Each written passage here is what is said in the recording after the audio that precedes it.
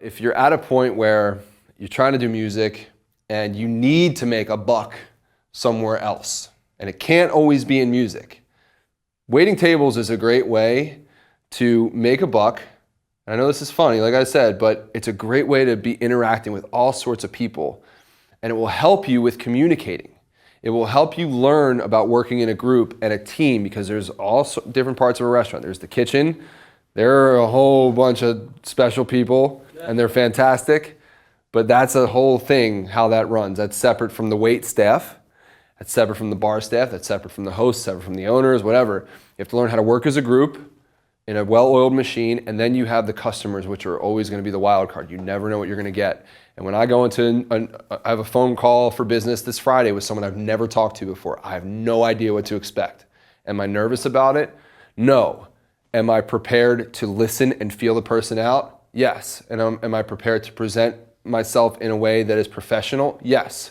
Am I going to go start acting like a fool on the phone call? No, I'm not going to do that. Am I going to get drunk and get on the phone call? No. Take yourself seriously, but put yourself in situations and think about the things you do in your daily life, whether it is waiting tables or going to a restaurant or going to the park or going to the dentist, whatever it is you do, think about and watch how people communicate in different settings and what's appropriate and what's not. A lot of this comes down to just being self-aware and common sense. You know, I wouldn't want to teach this class by having every other word be a curse word. Do I know a lot of curse words? Yeah, I'm in a band. Are you kidding me? Could I tell lots of crazy stories that are probably inappropriate for this class? Yes, and I'm sure we'll get a question and be like, tell stories like that. But I'm not going to, because it's not the appropriate setting for it, you know? So a lot of it has to do with being self-aware. And that's the key to communication. So before we get into talking to our guest, I want you guys to practice communicating better in daily life, whether that means calling your father or your mother or a friend and asking them how their day is and being a good listener. That is a key to great communication. As much as we all want to talk, we also have to be great at listening, because that's how we really find out what people need, what people want, and how to position ourselves to communicate best to them, to help them or solve their, the problem that they're looking to solve or the challenge they're trying to overcome, okay? So call people or get in touch with people. Don't just text.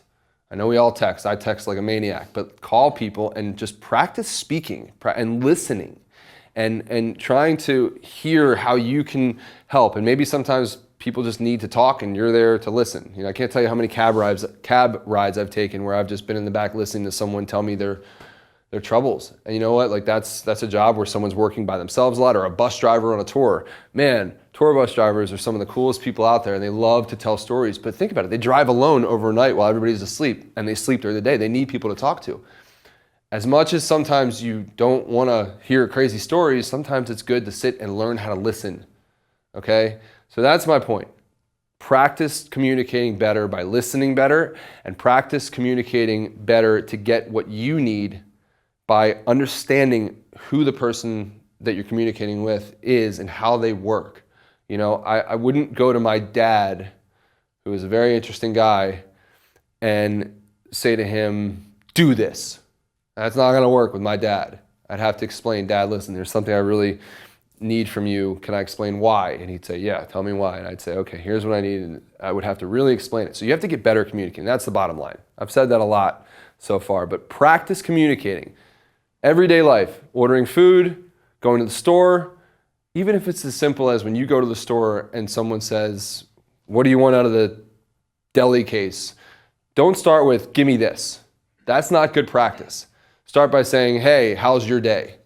That person is a person who has feelings and who has a job, and maybe it's not the best job in the world, but you can actually make them be nicer to you and serve you better by simply asking them something as simple as, how's your day?